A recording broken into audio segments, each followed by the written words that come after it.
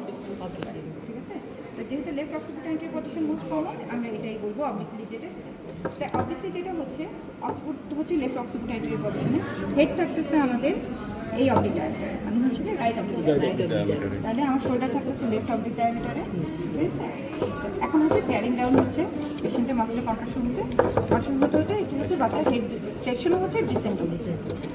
যখনই এটা হচ্ছে কি টাচ করতেছে, পেলভিক ফ্লোরে টাচ করতেছে, ইন্টারনাল রোটেশন মানে হেড ঘুরে সামনে অ্যান্টিওপোস্টেরিয়র চলে এসেছে, ঠিক আছে? অ্যান্টিওপোস্টেরিয়র ডায়ামিটারের জন্য ফিল্ড নেকে তখন একটা টুইস্টিং হচ্ছে, ওয়ান এইড টুইস্টিং, ঠিক আছে?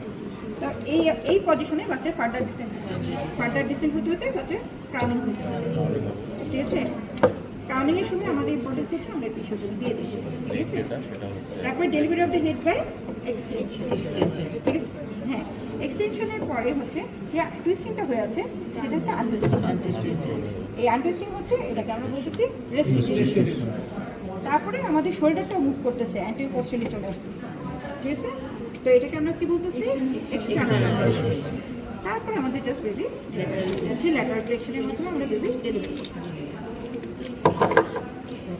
ওকে, খুব ছোটো একটা প্রসেস।